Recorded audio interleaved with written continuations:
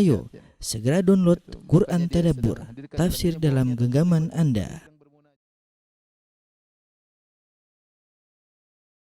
Bismillahirrahmanirrahim. Assalamualaikum warahmatullahi wabarakatuh. Alhamdulillahi ala ihsani wa syukru lahu ala taufiqihi wa amtinani wa asyhadu an la ilaha illallah wahdahu la syarika lahu ta'ziman li sya'ni wa asyhadu anna Muhammadan abduhu wa rasuluhu da'ila ridwani. Allahumma salli alaihi wa ala alihi wa ashabihi wa ikhwani. Para ikhwan, para akhwat, ya, para pemirsa, demikian juga para jamaah Masjid Tarbiyah Cilandak yang dirahmati oleh Allah Subhanahu wa taala. Pada kesempatan kali ini kita akan bahas tentang salah satu perang-perang besar yang terjadi di masa Rasulullah sallallahu alaihi wasallam, itu Ghazwatu Khaybar. Ghazwatu Khaybar, perang Khaybar. Khaybar adalah kota yang terletak di sebelah utara kota Madinah, ya. Kalau seorang pergi ke arah utara, kalau di Madinah arah utara itu menuju ke Mujamma' Malik Fahad, yaitu tempat percetakan Quran, itu arah ke utara. Kebalikan dari arah kiblat, ya. Kalau kita pergi ke arah tempat percetakan Quran, kita terus ke sana, lama-lama akan sampai ke Khaybar. Khaybar terus sampai ke Al-Ula, terus sampai ke Tabuk, ke negeri Syam, ya. Jadi Khaybar terletak di sebelah utara. Adapun jarak dari kota Madinah Khaybar kira-kira 230-an atau 240 km, ya. Tidak begitu jauh, ya. Adapun sebab terjadinya perang Khaybar, ya, karena Khaybar adalah markasnya orang-orang Yahudi. Orang-orang Yahudi yang diusir dari kota Madinah oleh Nabi sallallahu alaihi wasallam, apakah Bani Qainuqa yang diusir dari kota Madinah karena berkhianat. Ketika mereka diusir, mereka pergi ke Khaybar. Demikian juga Bani Nadir, ya, Bani Nadir berikutnya ketika diusir mereka juga lari ke Khaybar. Adapun Bani Quraidah maka diperangi oleh Nabi sallallahu alaihi wasallam, ya. Dan mereka berkumpul di situ dan mereka melakukan makar dari kota Khaybar.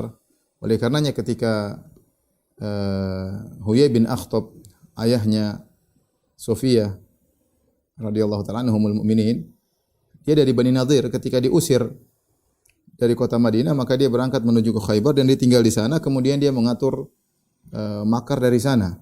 Dialah orang-orang Yahudi di Khaybar yang datang ke kota Mekah kemudian memprovokasi orang-orang Quraisy dan memprovokasi juga kabilah-kabilah Arab yang berada di timur kota Madinah, kabilah Ghatafan dan yang lainnya, untuk menyerang kota Madinah sehingga terjadilah perang Ahzab. Sehingga terjadilah Ghazwatul Ahzab yang datang sekitar 10.000 pasukan kaum musyrikin untuk menghancurkan kota Madinah. Siapa kepala perencanaan semuanya adalah orang-orang Yahudi di Khaybar, orang-orang Yahudi di Khaybar. Oleh karenanya markas mereka ini harus diselesaikan, harus dihentikan. Ya, karena kalau tidak dihentikan mereka akan terus melakukan rencana-rencana buruk dan mereka orang Yahudi orang yang licik. Ya, adalah mereka orang yang licik dan mereka tidak mengenal halal haram kalau antara mereka dengan selain mereka. Oleh karenanya ketika terjadi perjanjian Hudaybiyah, kesempatan orang-orang Quraisy lagi berjanji melakukan perjanjian damai dengan kaum muslimin. Sehingga di antara manfaat dari perjanjian Hudaybiyah, maka kaum muslimin istirahat dari musuh besar mereka orang-orang Quraisy, sehingga kaum muslimin bisa fokus untuk menyerang musuh mereka berikutnya, yaitu orang-orang Yahudi Khaybar. Karena kalau Nabi berperang dengan Khaybar, orang Quraisy tidak akan membantu karena mereka ada perjanjian damai dengan kaum muslimin. Dan mereka akan meninggalkan orang-orang Yahudi sendirian dalam berperang melawan kaum muslimin. Maka kesempatan besar bagi Nabi sallallahu alaihi wasallam untuk segera berangkat menuju Khaybar dengan pasukan para sahabat untuk menyerang kota Khaybar, ya. Disebutkan bahwasanya peristiwa perang Khaybar terjadi setelah Rasulullah SAW pulang dari Ghazwah Dziqarat, sebagaimana kita jelaskan pada pertemuan lalu, ketika jagoannya adalah Salamah bin Al-Aqwa, ya.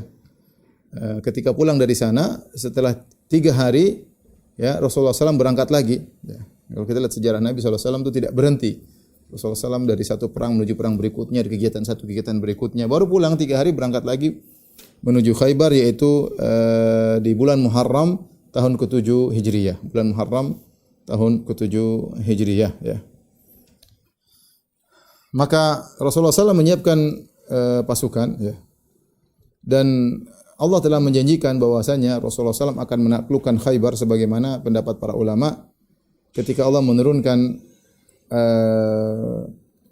surat Al-Fatah, ya, kemudian Allah mengatakan wa'adakumullahu maghanima katsiratan ta'khudunaha. Allah menjanjikan bagi kalian ghanimah yang banyak yang kalian akan mengambilnya, yaitu di Khaybar. Jadi Allah sudah menjanjikan kaum muslimin akan mengalahkan Yahudi di Khaybar. Maka Rasulullah menyuruh para sahabat untuk bersiap-siap pergi menuju Khaybar, dan kali ini Rasulullah SAW tidak melakukan tauriyah. Dua perang yang Rasulullah SAW tidak melakukan tauriyah, yaitu Rasulullah SAW terang-terangan, yaitu perang Khaybar dengan perang Tabuk. Ya. Perang Khaybar dengan perang Tabuk. Ya.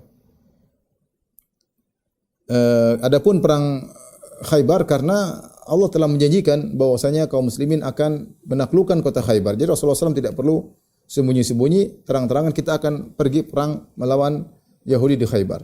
Adapun perang Tabuk Rasulullah SAW terang-terangan tidak melakukan tauriyah, tidak melakukan taktik, ya, tapi terang-terangan menuju Tabuk karena untuk perang ke Tabuk butuh persiapan yang matang karena jaraknya 1000-an kilo, ya, atau sekitar 750-an kilo. Belum lagi musuhnya adalah orang-orang Romawi yang sangat hebat, makanya Rasulullah SAW perlu menyampaikan secara serius. Adapun perang-perang yang lain, Rasulullah SAW terkadang hanya memberi isyarat-isyarat, terkadang Rasulullah pergi ke utara kemudian belok ke selatan dalam rangka untuk melakukan trik-trik peperangan. Untuk perang Khaybar dan perang Tabuk, maka Rasulullah SAW terang-terangan bahwasanya mereka kaum muslimin akan berperang melawan Yahudi di Khaybar, ya, dan juga kaum Romawi di Tabuk nanti, ya. Ketika Rasulullah SAW bersiap dengan para sahabat, ya, maka datanglah sebagian orang-orang yang tidak ikut serta dalam perjanjian Hudaybiyah, dan mereka ingin ikut serta bersama Nabi SAW pergi ke Khaybar karena mereka tahu kaum muslimin akan menang sebagaimana janji Allah Subhanahu wa taala. Namun Rasulullah SAW menolak keberangkatan mereka bersama Nabi SAW. Kata Allah, "Sayaqulul mukhallafuna idza talaqtum ila maghanima lita'khudhuha dharuna nattabi'kum." Maka berkatalah orang-orang yang tidak ikut perang, tidak ikut berangkat dalam perjanjian Hudaybiyah, ketika kalian akan pergi menuju ghanimah yang kalian ambil itu ke Khaybar, mereka berkata, "Dharuna nattabi'kum." Ya Rasulullah, biarkan kami mengikuti kalian. Ya. Yuriduna ayubaddilu kalam Allah, qul lan tattabi'una. Katakanlah wahai Muhammad, kalian tidak akan ikut kami, tidak perlu, ya. Tidak perlu. Maka Rasulullah SAW tolak mereka sehingga Rasulullah SAW berangkat dengan para sahabat yang pergi di perjanjian Hudaybiyah sekitar 1.500 sahabat saja untuk berangkat menuju melawan Yahudi Khaybar. Ketika Rasulullah SAW hendak berangkat, maka Rasulullah SAW meminta Abu Talha Al-Ansari untuk mencarikan pemuda atau anak remaja untuk menjadi pembantu Nabi SAW selama keberangkatan di Khaybar. Ya, Rasulullah perlukan ada pembantunya, mungkin mengambil apa, mengambil anu, maka Abu Talha Al-Ansari akhirnya menjadikan Anas radhiyallahu anhu untuk membantu Rasulullah SAW dalam perangnya selama perang ke Khaybar. Kata Anas bin Malik radhiyallahu anhu, "Ana Nabi sallallahu alaihi wasallam qala li Abi Talha." Nabi sallallahu alaihi wasallam berkata kepada Abu Talha, "Iltamis li gulaman min ghilmanikum yakhdimuni hatta akhruja ila Khaybar." Carikanlah bagiku, yaitu anak remaja dari anak-anak yang ada pada kalian untuk membantuku sampai aku pergi ke Khaybar. Maka Abu Talha pun datang kemudian menggoncengku di belakang. Ketika itu ana gulamun rohaqtul hulum, dan aku adalah seorang remaja yang hampir dewasa tapi belum dewasa. Fakuntu akhdumu Rasulullah sallallahu alaihi wasallam idza nazala, maka aku membantu Nabi sallallahu alaihi wasallam kalau Rasulullah sallallahu mampir suatu tempat, maka semua keperluan Nabi dibantu oleh Anas bin Malik radhiyallahu anhu.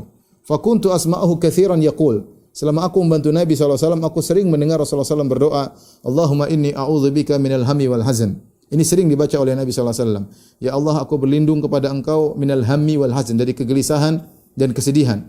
Wal ajzi wal kasal, dari ketidakmampuan dan kemalasan. Wal bukhli wal jubni, dari sikap pelit dan juga dari sikap pengecut. Wa dhala'id daini wa ghalabatir rijal, dari utang yang melilit seseorang dan juga dari dikuasai oleh orang-orang, ya. Jadi Rasulullah sering baca doa itu, ya. Dan kita harap kalau Rasulullah sering baca, maka kita lebih utama untuk sering membaca doa tersebut. Allahumma inna a'udzubika minal hammi wal hazan wal ajzi wal kasli wal bukhli wal jubni wa dhala'id daini wa ghalabatir rijal. Rasulullah SAW minta perlindungan dari 8 perkara. Allahumma inna a'udzubika minal hammi, kegelisahan, wal huzni, dari kesedihan, wal ajzi, dari ketidakmampuan, wal kasli, kemalasan, kemudian wal bukhli, dari pelit, wal jubni, dari pengecut, wa dhala'id daini wa ghalabatir rijal, dari utang yang melilit, dan juga dari dikuasai oleh orang lain. Tsumma qadimna Khaybar, kemudian sampai kami tiba di Khaybar. Sebagaimana kita tahu Abu Talha adalah ayah tirinya Anas bin Malik. Anas bin Malik bapaknya meninggal dalam kondisi kafir, kemudian ibunya Ummu Sulaim akhirnya menikah dengan Abu Talha Al-Ansari, ya. Makanya ketika Nabi suruh Abu Talha cari anak remaja yang bisa membantu Nabi, dia bawa anak tirinya yaitu Anas bin Malik radhiyallahu taala anhu. Ketika Nabi SAW pergi ke Khaybar, maka yang ditugaskan untuk mengurusi kota Madinah sebagai pengganti Nabi adalah Siba bin Ghurfutah Al-Ghifari, ya, radhiyallahu anhu. Ketika Rasulullah SAW berjalan dengan para sahabat, ya, menuju ke Khaybar, ya, Rasulullah melewati beberapa lokasi, ya. Kemudian Rasulullah SAW berhenti sholat di beberapa tempat, ya. Dan Rasulullah SAW naik di atas himarnya, ya. Al-Imam Al-Bukhari, Imam Muslim meriwayatkan dari Salam bin Al-Aqwa radhiyallahu anhu, beliau berkata, "Kharajna ma'an Nabi sallallahu alaihi wasallam ila Khaybar fasirna lailan." Kami keluar bersama Nabi sallallahu alaihi wasallam dalam perang Khaybar, kami berjalan di malam hari. Faqala rajulun minal qaum li ammi, ya. Maka ada seseorang, ya, berkata kepada pamanku Amir bin Al-Aqwa. Jadi Amir bin Al-Aqwa ini adalah pamannya Salamah. Ada seorang berkata kepada pamanku, "Ya Amir, ala tusmi'una min hunayyatika? Bisakah kau dengarkan kepada kami sebagian syair-syairmu?" Ya. Wa kana Amirun rajulan syairan. Fanazala yahdu bi ashabir Rasul, dan dia adalah seorang yang ahli syair. Maka dia pun melantunkan al-huda, huda yaitu syair untuk membuat semangat onta-onta, semangat dalam bersafar, ya. Dan ini diperbolehkan dengan kesepakatan para ulama. Syair-syair dilantunkan ketika dalam perjalanan, ya, sehingga mereka semangat untuk berjalan menaiki tunggangan-tunggangan mereka. Dan di antara rombongan tersebut wa fihimun Nabi sallallahu alaihi wasallam, di situ ada Nabi sallallahu alaihi wasallam. Maka mulailah Amir ibn Al-Aqwa radhiyallahu anhu melantunkan syair, didengar oleh para sahabat dan mereka senang kalau dia melantunkan syair. Dia berkata, "Allahumma laula anta mahtadaina." Ya Allah, kalau bukan karena engkau kami tidak akan dapat hidayah. Wala tasaddaqna wala sallaina. Kami tidak akan bersedekah dan kami tidak akan salat. Faghfir fida'an laka mattaqaina. Ampunilah kami ya Allah, ya, selama kami bertakwa. Wa tsabbitil aqdama in laqaina. Kokohkanlah kaki-kaki kami ketika kami bertemu dengan musuh. Wa alqiyan sakinatan alaina. Dan berikanlah ketenangan kepada kami. Inna idza siha bina abaina. Sungguhnya kalau terdengar suara-suara teriakan untuk berperang, kami enggan untuk kabur. Kami akan menyambut seruan tersebut, ya. Ketika dia membacakan syair-syair ini, Rasulullah SAW bertanya, ya, kepada para sahabat, "Man hadha sa'iq?" atau "Man hadzal hadi?" Siapa yang sedang menantunkan syair ini? Maka para sahabat bertanya, "Amir ibn Al-Aqwa, ya Rasulullah." Amir ibn Al-Aqwa. Maka Rasulullah SAW berkata, "Yarhamuhullah, semoga Allah merahmatinya." Subhanallah. Kalau Rasulullah biasa doa begitu, yarhamuhullah, biasanya orang ini akan mati syahid. Para sahabat tahu ini kebiasaan Nabi. Kalau Nabi sudah bilang yarhamuhullah kepada seorang sebelum peperangan, ini orang akan meninggal, akan mati syahid. Ya. Maka seorang ada yang berkata, "Wajabat ya Rasulullah laula amta'tana bihi." Ya Rasulullah, dia akan meninggal dunia, ya. Seandainya engkau maksudnya seandainya dia masih hidup lebih lama agar kami bisa berjalan bersama dia. Mereka para sahabat bahagia bisa jalan sama Amir bin Al-Aqwa. Karena di tengah perjalanan dihibur dengan syair-syair, lantunan-lantunan yang mengingatkan kepada iman, yang buat mereka semangat untuk berjalan menuju peperangan, ya. Dalam riwayat yang lain, Rasulullah SAW mendoakan dia. Rasulullah berkata, "Ghafara laka rabbuk." Semoga Rabbmu mengampuni engkau. Maka sahabat yang meriwayatkan hadis mengatakan, "Wa mastaghfara Rasulullah SAW li insanin yakhussuhu illa stushhid." Tidak ada seorang pun yang Rasulullah mendoakan ampunan secara khusus kecuali akan mati syahid. Ya. Fanada Umar bin Khattab wa huwa ala jamalin lahu. Maka Umar pun berkata, dan Umar sedang naik di atas onta. Umar berkata, ya Rasulullah, law matta'tana bi Amir. Ya Rasulullah, seandainya dia masih hidup bisa lebih lama untuk menemani kami dalam perjalanan. Artinya para sahabat tahu ini bakalan meninggal sebentar lagi. Sebentar lagi akan meninggal. Dan benar, Amir termasuk orang yang pertama meninggal dalam perang Khaybar, Amir bin Al-Aqwa. Setelah berjalan menempuh sekitar 240 km, ya, akhirnya para sahabat sudah mendekat di kota Khaybar. Dan mereka tiba di Khaybar di malam hari. Mereka belum masuk kota Khaybar, masih sudah mendekat. Dan mereka akhirnya bermalam. Dan Rasulullah SAW disebutkan kalau tiba di malam hari, Rasulullah SAW tidak akan menyerang tiba-tiba di malam hari. Sampai pagi hari. Kalau pagi hari baru Rasulullah SAW kemudian menyerang dengan tiba-tiba. Orang-orang Yahudi Khaybar tidak tahu, ya, karena prosesnya cepat. Rasulullah SAW sudah pulang dari perang Ziqarat, kemudian pulang 3 hari langsung berangkat ke Khaybar. Kalaupun ada mata-mata tidak sempat menduga Rasulullah SAW begitu cepat gerakannya, berpindah dari satu kota ke kota yang lain, dari Ziqarat kemudian pindah ke Madinah, kemudian 3 hari sudah berangkat ke Khaybar. Jadi orang-orang Yahudi Khaybar tidak tahu mereka sedang didatangi oleh kaum muslimin. Di pagi hari Rasulullah SAW salat al-fajr bi ghalas. Rasulullah SAW salat subuh ghalas. Ghalas itu remang-remang, ya. Jadi Rasulullah SAW agak mengakhirkan salatnya di waktu remang-remang.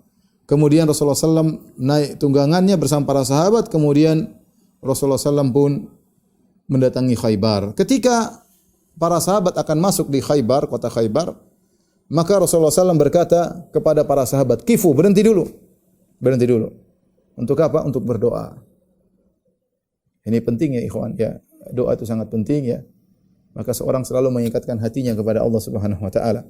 Maka Rasulullah SAW berdoa dengan doa masuk kota, dan kebiasaan Rasulullah kalau masuk kota beliau berdoa dengan doa tersebut. Allahumma rabbas samawati wa ma adhlalna. Ya Allah, penguasa langit dan semua yang ada di bawahnya, yang dinaungi oleh langit. Wa rabbal ardina wa ma aqlalna. Ya Allah, penguasa bumi dan apa yang dinaunginya, yang di atasnya. Wa rabbas syayatin wa ma adlalna. Dan ya Allah, Engkau penguasa syaitan dan apa yang disesatkan oleh syaitan semuanya dikuasai oleh Engkau. Wa rabbar riyahi wa ma azraina. Dan Engkau adalah penguasa angin dan apa yang dihembuskan oleh angin. Fa inna nas'aluka khaira hadhil qaryah. Ya, dan ini adalah, dan biasa Rasulullah SAW kalau berdoa beliau bertawassul dengan sifat-sifat Allah Subhanahu wa taala. Sini beliau bertawassul dengan rububiyah Allah. Allahumma rabbas samawati wa ma azlalna wa rabbal ardina wa ma aqlalna, kemudian rabbas syayatin wa ma adlalna, kemudian rabbar riyahi wa ma adraina. Setelah itu baru beliau meminta, ya, yaitu Tuhannya langit, Tuhannya bumi, Tuhannya para syaitan, Tuhannya angin, ya. Kemudian baru meminta, fa inna nas'aluka khaira hadhil qaryah wa khaira ahliha. Ya Allah, kami mohon kepada Engkau kebaikan dari kota ini dan kebaikan dari penghuninya. Wa khairu ma fiha, dan kebaikan yang ada dalam kota ini. Wa na'udzubika min syarriha, dan kami berlindung dari keburukan kota ini. Wa syarri ahliha, dan keburukan penghuni kota ini. Wa syarri ma fiha, dan keburukan yang ada dalam kota ini. Aqdimu bismillah, maju bismillah. Ya. Dan Rasulullah SAW kebiasaan beliau kalau masuk setiap kota beliau selalu baca dengan doa ini, ya. Berhenti sebentar berdoa. Ingatkan, gantungkan hati kepada Allah. Kita enggak tahu masuk suatu tempat apa yang terjadi, wallahu alam, kita enggak tahu. Orang nakal situ, orang jahat, kita enggak tahu. Maka setiap masuk kota hendaknya seorang berdoa dengan doa tadi. Maka kata Anas, fa atainahum hina bazagati syams, ya.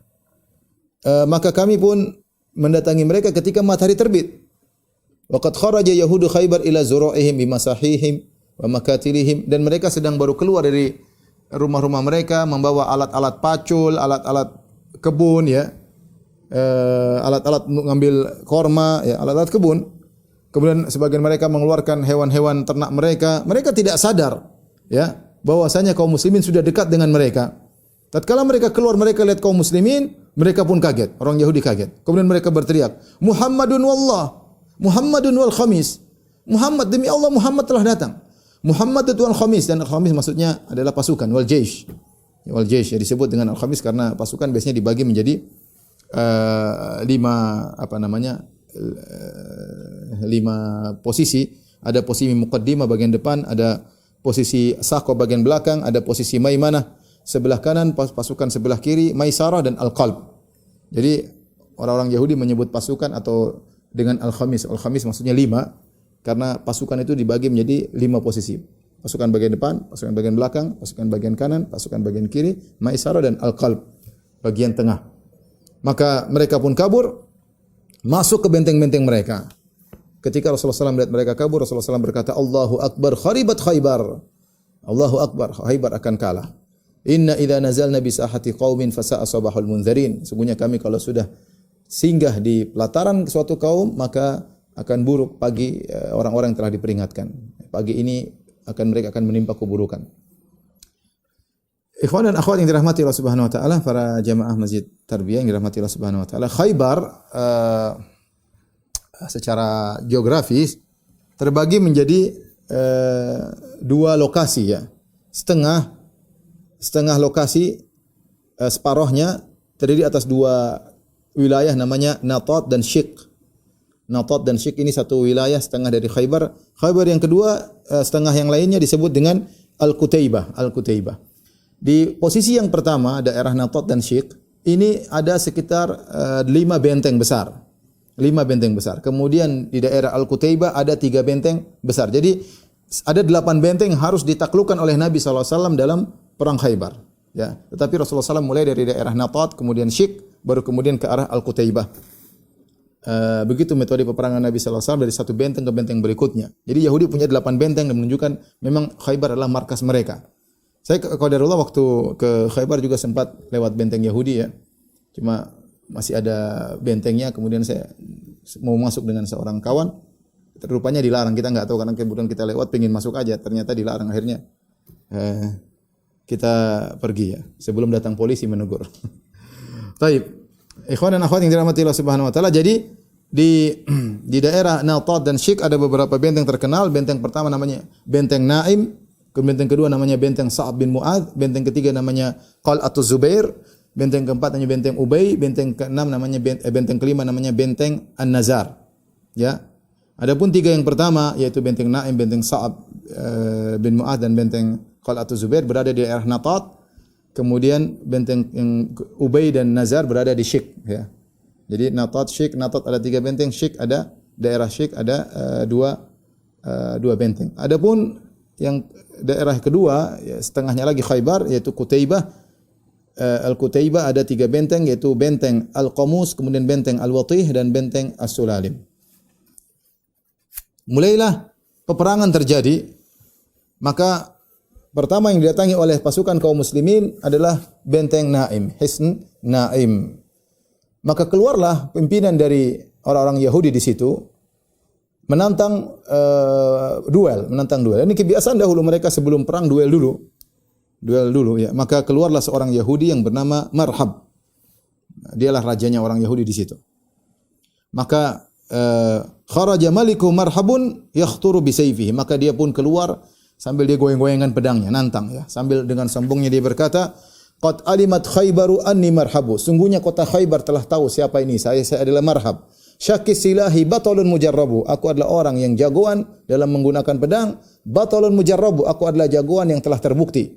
Idzil hurubu aqbalat talahabu. Kalau perang sudah datang, maka perang akan menyala-nyala dengan kehadiranku ya.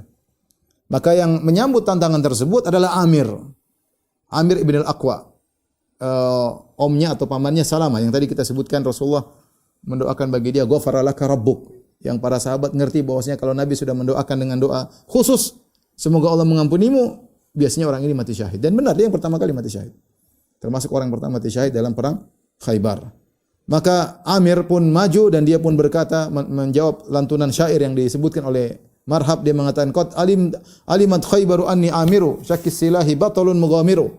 Ya, Khaybar tahu saya adalah Amir dan aku juga penggunaan pedang yang hebat dan aku juga jagoan yang masuk dalam hal-hal yang berbahaya. Jadi dia pun menantang sama menyambut tantangannya Marhab. Maka kemudian berduelah mereka berdua, Marhab dengan Amir bin Al-Aqwa. Akhirnya terjadilah saling memukul dengan pedangnya. Marhab ketika memukul dengan pedangnya, maka pedangnya mengenai perisainya Amir. Pedangnya masuk di perisainya Amir, maka Amir pun menggunakan pedangnya untuk memukul bagian bawah, bagian betisnya Marhab, namun Marhab menghindar, dia pukul dengan kuat, saking kuatnya dia pukul, rupanya pedangnya kembali mengenai lututnya sendiri. Akhirnya dia meninggal gara-gara hal tersebut, yaitu senjatanya balik.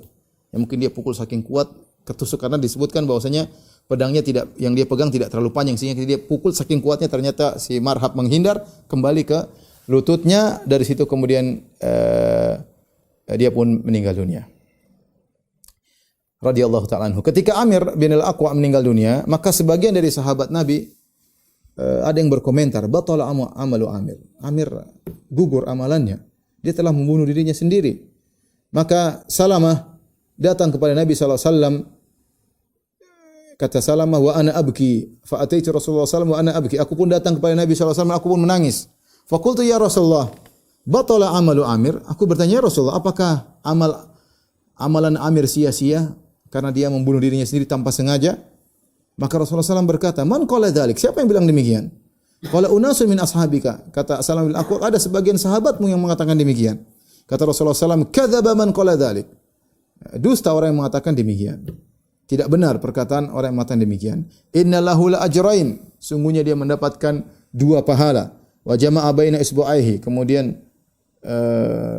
Rasulullah menggabungkan 2 jarinya. Kata Rasulullah SAW, dia mendapatkan 2 pahala. Innahu la jahidun mujahid. Dia mendapat 2 pahala. Pertama, pahala jihad dan pahala kesulitan yang dia hadapi. Dia kesulitan melawan Marhab tidak mudah. Marhab sangat jago. Maka dia mendapatkan 2 pahala, kata Rasulullah sallallahu alaihi wasallam. Dan para sahabat ketika berperang di benteng Naim ini, Husn Naim, ya, mereka menghadapi perlawanan yang sangat dahsyat, berat, ya. Dan ini benteng yang pertama. Kemudian ada juga sahabat yang lain meninggal, ya. Dibunuh juga oleh Marhab. Marhab juga membunuh sahabat yang kedua, namanya Mahmud ibnu Maslamah. Ya, ketika dia berusaha masuk dalam benteng, maka Marhab melemparkan roha. Roha itu alat untuk batu yang terbuat untuk menggiling gandum, maka dilemparkan mengenai Mahmud bin Maslam, akhirnya meninggal juga radhiyallahu taala anhu, ya. Kemudian orang-orang Yahudi masuk dalam benteng mereka dan sulit untuk melawan mereka karena mereka menyerang dari benteng, ya. Maka Rasulullah SAW memberikan bendera kepada Abu Bakar As-Siddiq untuk berperang. Maka Abu Bakar As-Siddiq memimpin peperangan, kemudian berperang dengan pertarungan yang luar biasa, tetapi ketika selesai mungkin sore hari atau menjelang maghrib, ya, ternyata tidak berhasil menaklukkan benteng Naim. Hari berikutnya Rasulullah SAW memberikan bendera peperangan kepada Umar bin Khattab radhiyallahu anhu. Siapa tahu ada perubahan hari kedua. Maka Umar berperang dengan peperangan yang hebat, ya, namun di akhir peperangan tidak berhasil untuk menaklukkan benteng tersebut. Sampai 9 hari Rasulullah SAW berusaha menaklukkan benteng tersebut. Para sahabat tidak mampu karena orang Yahudi masuk dalam benteng mereka dan mereka menyerang dari luar, dan mereka ada Marhab sang jagoan, ya. 9 hari mereka berusaha dan tidak mampu. Akhirnya pada malam ke-10 setelah 9 hari berperang tidak menang-menang, Rasulullah SAW berkata kepada para sahabat, la utiyanna rayata gadan rajulan yuhibbullaha wa rasulahu wa yuhibbuhullahu wa rasuluhu la yarji'u hatta yuftaha lahu. Kata Nabi SAW, besok saya akan berikan bendera peperangan kepada seorang lelaki yang dia mencintai Allah dan Rasulnya, dan Allah juga mencintainya, Rasulullah SAW juga mencintainya, dan dia tidak akan balik dari peperangan kecuali dia menang. Dia pasti menang. Ketika Nabi mengucapkan perkataan tersebut, ini besok menang berarti tanggal 10, hari ke-10 setelah peperangan. Ini mengatakan besok yang pimpin orang tersebut mendapat predikat luar biasa, yaitu mencintai Allah dan Rasulnya, dan lelaki tersebut dicintai oleh Allah dan Rasulnya. Ketika Rasulullah memberi predikat orang ini, sahabat tidak ada yang tahu siapa maksudnya, maka semua orang semangat, pingin dapat bendera tersebut.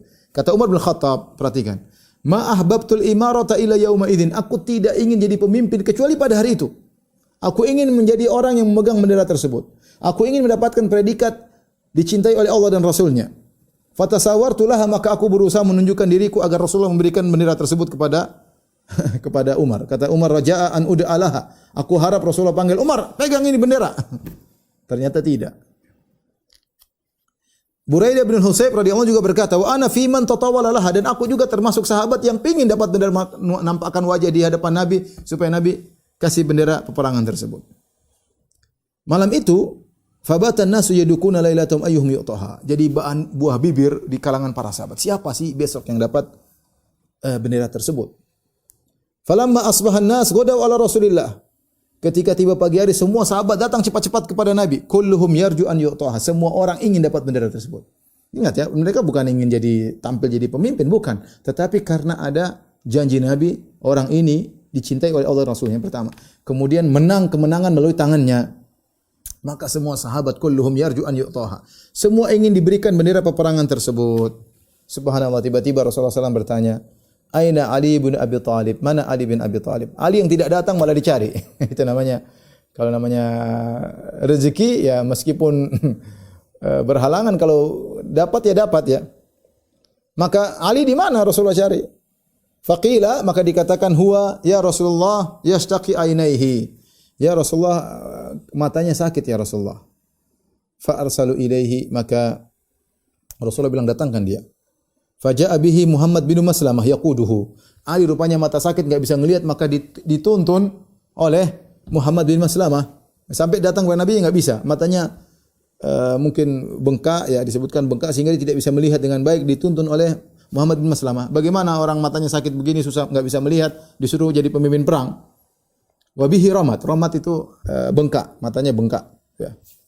Maka apa yang dilakukan Rasulullah SAW? Fabasaqa Rasulullah SAW fi ainaihi.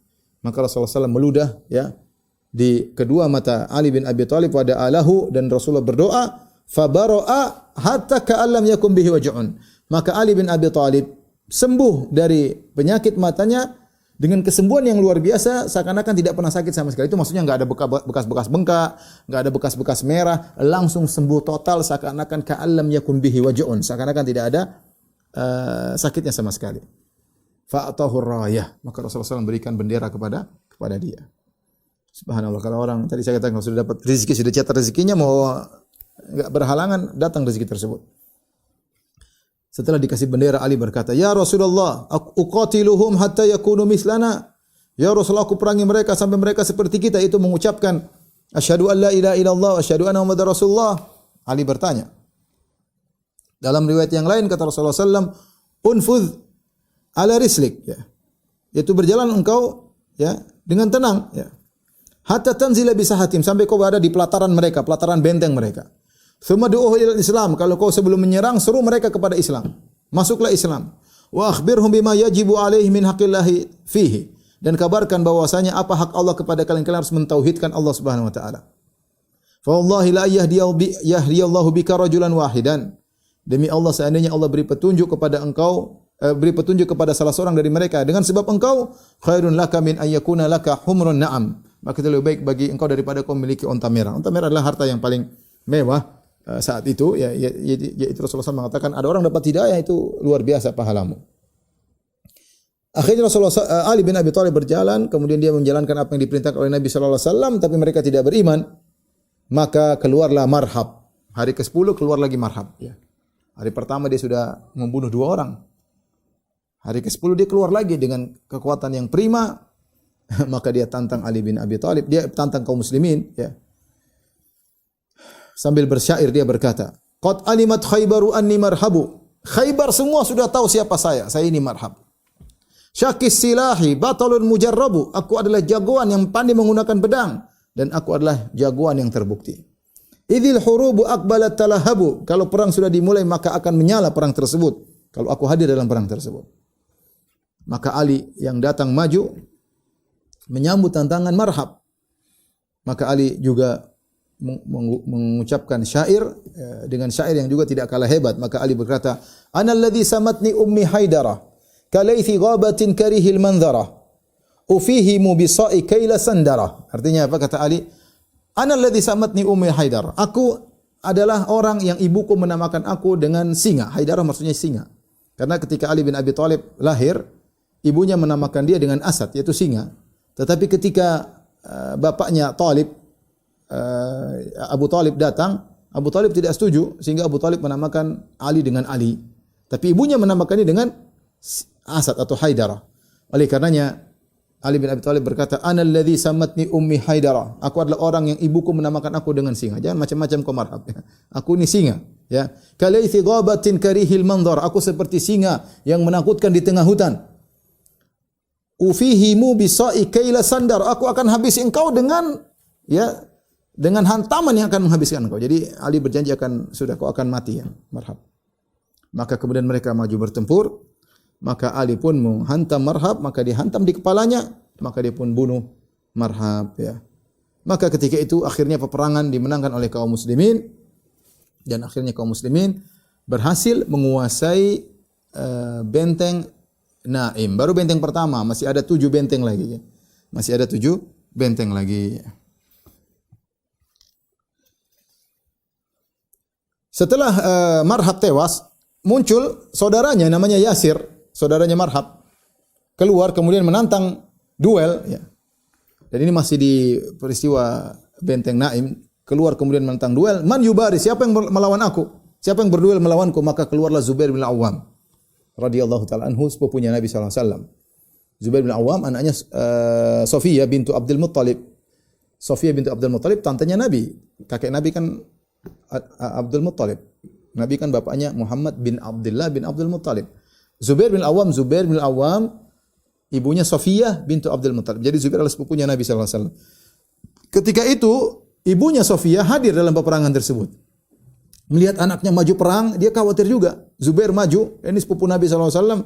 Maka Sofiyah bintu Abdul Muttalib, bibi Nabi sallallahu alaihi wasallam, tante Nabi sallallahu alaihi wasallam, berkata kepada Nabi, "Yuqtalu ibni ya Rasulullah."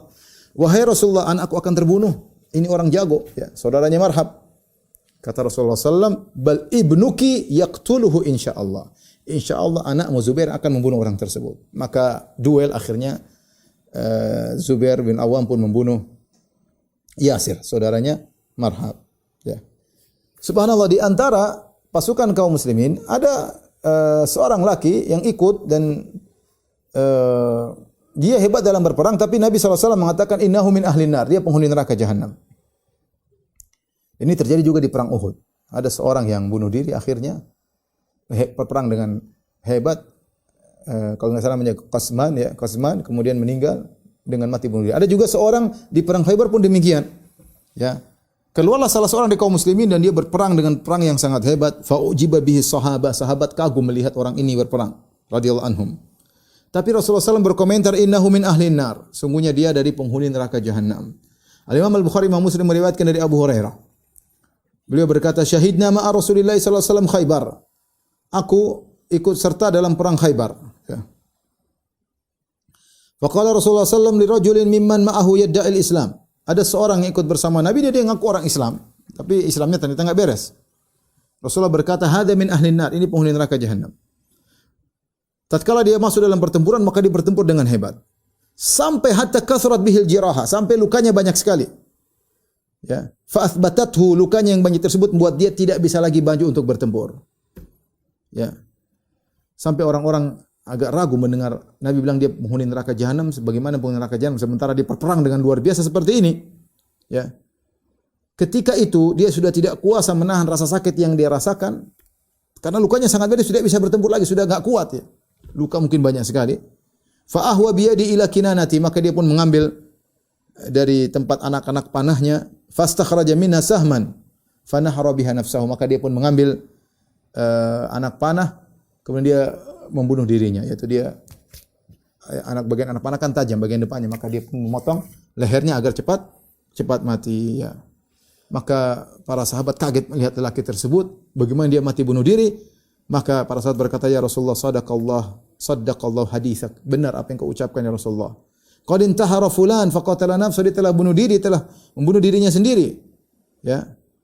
Kemudian Rasulullah berkata, "Ya Bilal kum fa'adzin." Ya Bilal, berdiri dan azanlah. Kemudian Nabi berkata, "Innahu la yadkhulul jannata illa mu'min." Tidak ada yang masuk surga kecuali orang mukmin. Wa innallaha la yu'ayyidu hadzal dina birrajulil fajir. Sungguh Allah menolong agama ini dengan seorang yang fajir. Ini orang dia fajir, tapi kefajirannya membantu kaum muslimin, dia perang, ya, meskipun akhirnya matinya seperti itu, mati bunuh diri. Tapi kata Nabi, Innallaha la yansuru hadzal din birrajulil fajir. Sungguhnya Allah menolong agama dengan seorang yang fajir. Ya. Ya, terkadang Allah menolong agama dengan seorang kafir seperti Abu Talib. Abu Talib kafir, tapi membantu agama Islam, membantu dakwah Nabi sallallahu alaihi wasallam. Untuk menaklukkan benteng Naim ini berat ya. Sehingga banyak sahabat yang terluka ya. Di antaranya Yazid bin Abi Ubaid berkata, "Ra'aitu athara darbatin fi saqi Salamah." Aku melihat bekas luka di kakinya Salamah bin Aqwa, maka aku berkata, "Ya Aba Muslim, ma hadhihi dharbah?" Aku bertanya, "Ini bekas luka apa ini?" Mungkin bekas pedang di kakinya, ya. Maka Salamah berkata, "Hadhihi dharbatun asabatha yauma Khaybar." Ini hantaman yang mengenai kakiku ketika perang Khaybar. Faqala an-nas usiba Salamah. Orang-orang pun berkata, Salamah sudah kena musibah, terpotong kakinya, terluka, yaitu robek besar. Fa utiya bi Rasulullah sallallahu alaihi wasallam, maka aku pun dibawa oleh para sahabat ke hadapan Nabi sallallahu alaihi wasallam, fanafatha fi thalatha nafathat. Maka Nabi pun meniup lukaku 3 kali. Ya. Famashtaqaituha hatta sa'ah. Setelah Nabi tiup kakiku tersebut, aku tidak pernah merasakan sakit pada bekas tiupan Nabi ini sampai saat ini, ya. Taib, intinya setelah perjuangan luar biasa 10 hari, akhirnya kaum muslimin berhasil menaklukkan benteng Naim. Setelah itu mereka menuju kepada benteng kedua, yaitu benteng Sa'ab bin Mu'adz. Benteng Sa'ab ini nama-nama benteng, terkadang ada nama benteng dan nama orang. Benteng Sa'ab bin Mu'adz, ya. Benteng ini juga ya, benteng yang sangat kuat setelah benteng Naim. Orang Yahudi yang tahu mereka akan kalah dari ketika benteng An-Naim, benteng Naim mulai kelihatan akan kalah, mereka kabur. Mereka kabur keluar dari benteng, kemudian mereka kabur ke benteng berikutnya. Itu benteng Sa'ab bin Mu'adz. Pada hari berikutnya maka Rasulullah SAW memberikan bendera peperangan kepada Al-Hubab bin Al-Munzir. Al-Hubab bin Al-Munzir. Maka para sahabat berperang untuk menaklukkan benteng tersebut selama 3 hari. Ya, berperang selama 3 hari. Ketika dalam musim peperangan di Khaybar, ya, para sahabat mengalami rasa lapar yang luar biasa. Ya, mungkin persediaan makanan kurang. Karena perangnya rupanya alot, tidak gampang. Bukan perang sehari selesai. Seperti perang Uhud atau perang Badar. Tidak, ini perang sampai 10 hari, tambah lagi 3 hari, 13 hari. Persediaan makanan terbatas. Makan di mana ya? Maka para sahabat kelaparan. Ya. Dan para sahabat sempat membawa humur, yaitu keledai yang jinak, ya, keledai negeri. Ya. Keledai ada 2, namanya al-humur al-wahsiyah dan humur al-nasiyah. Ya. Adapun al-humur al-wahsiyah, keledai yang liar, di antaranya kuda zebra, itu keledai namanya al-humur al-wahsiyah, itu halal dimakan. Tapi keledai dongki yang sering dinaikin itu haram. Namun sebelumnya halal. Kapan diharamkan? Ketika dalam perang Khaybar. Mereka membawa himar-himar tersebut, dongki-dongki tersebut, keledai tersebut. Mereka sembelih, saking laparnya mereka sembelih. Kemudian mereka nyalakan api. Kemudian mereka pasang kidar yaitu panci. Kemudian dagingnya dimasakkan, ya. Ketika sudah masak dan mereka dalam kondisi sangat lapar, tiba-tiba Nabi diperintahkan oleh Allah untuk mengumumkan bahwasanya haram makan daging keledai negeri.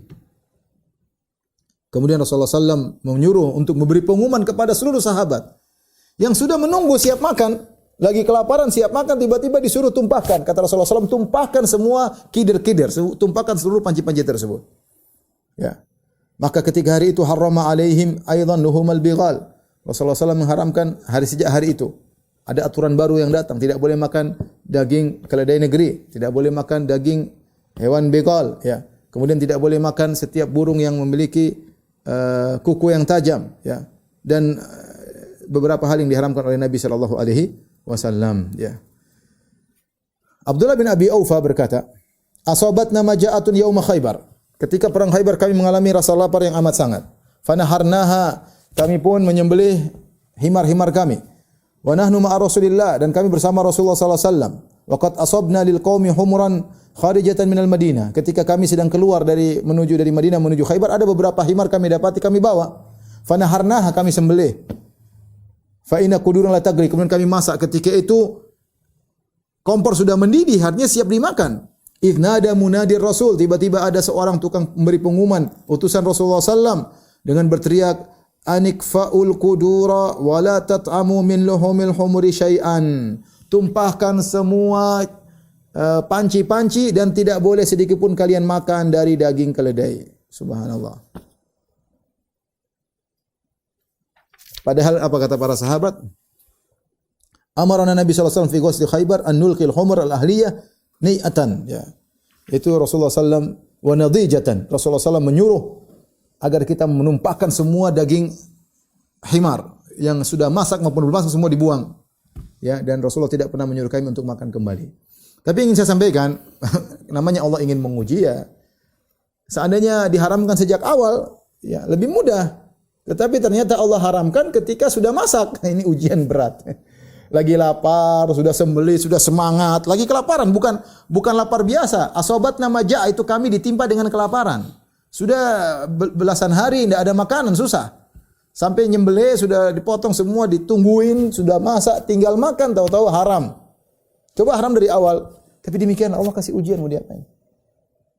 Ujiannya dipilih waktu yang tepat untuk menguji iman para sahabat. Ya. Ya. Akhirnya dibuanglah semua daging-daging himar tersebut. Ya. Dalam sebagian riwayat disebutkan juga di perang Khaybar Rasulullah SAW mengharamkan mut'atin nisa, mengharamkan nikah mut'ah. Tapi ini dikritiki oleh banyak ulama, dikritiki oleh Ibnu Hajar, dikritiki oleh Ibnu Katsir, dikritiki oleh gurunya Al-Mizzi, karena riwayat tentang Rasulullah pernah mengizinkan nikah mut'ah itu bukan di Khaybar tapi di Fatu Makkah. Sempat Rasulullah SAW izinkan, kemudian Rasulullah haramkan. Rasulullah haramkan dan tidak pernah kembali lagi penghalalannya, ya. Dan itu kondisi ketika itu kondisi sulit, para sahabat banyak yang pergi, kemudian mereka membutuhkan untuk berhubungan dengan wanita sehingga Rasulullah SAW sempat membolehkan nikah mut'ah sebentar, kemudian Rasulullah SAW haramkan dan tidak pernah lagi dibolehkan.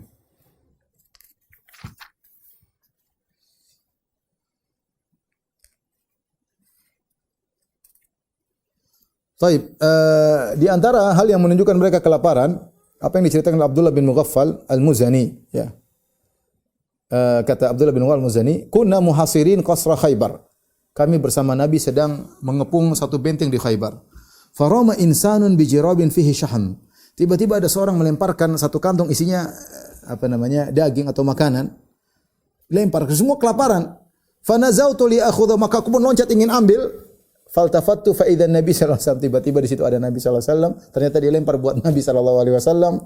Fastahyaitu minhu, aku malu. Saking laparnya aku mau ambil duluan. Tahu-tahu orang itu lempar buat Nabi sallallahu alaihi wasallam. Fa idza Rasulullah sallallahu mubtasiman, Rasulullah sallallahu tertawa melihatku, ya. Kemudian Rasulullah sallallahu berdoa, Allahumma innaka qad arafta halahum. Rasulullah berdoa, ya Allah, sungguhnya kau tahu bagaimana kondisi para sahabatku. Wa an laysat bihim quwwah, mereka tidak punya kekuatan, kelaparan, bagaimana mau perang kelaparan. Wa an laysa bi yadi syai'un u'tihim iya, dan aku tidak miliki apa-apa ya Allah untuk aku berikan kepada mereka.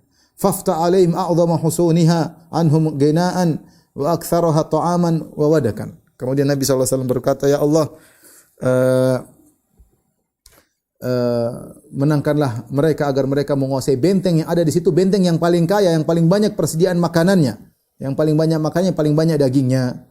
Maka akhirnya para sahabat setelah 3 hari berhasil menaklukkan benteng Sa'ab bin Mu'adz, dan benteng tersebutlah benteng yang paling banyak persediaan makanannya.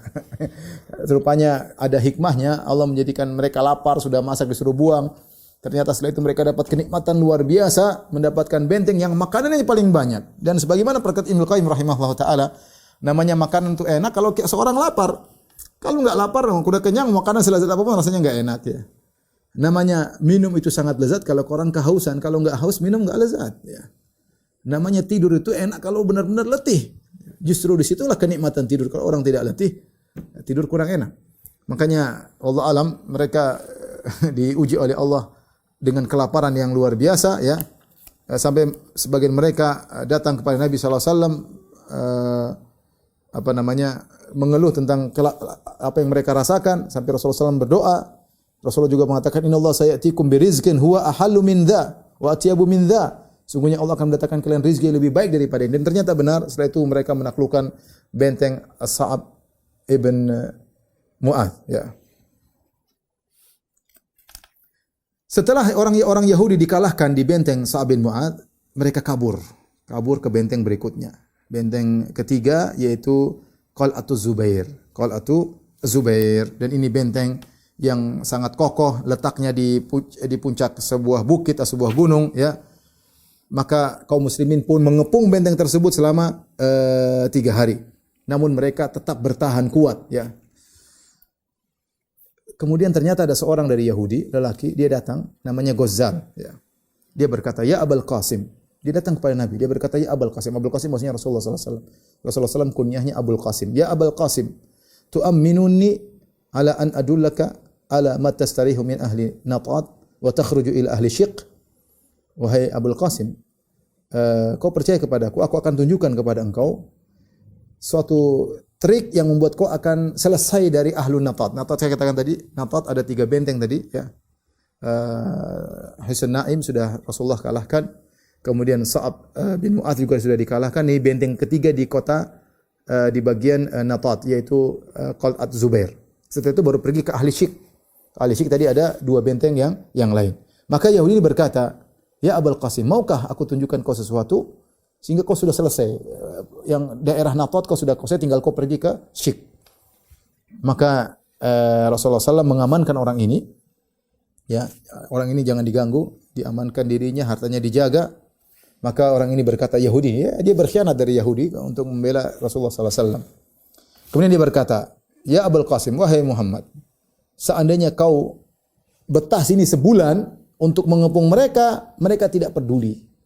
Mereka tidak peduli. Mereka akan kuat terus. Kenapa? Karena mereka punya sumber air di bawah.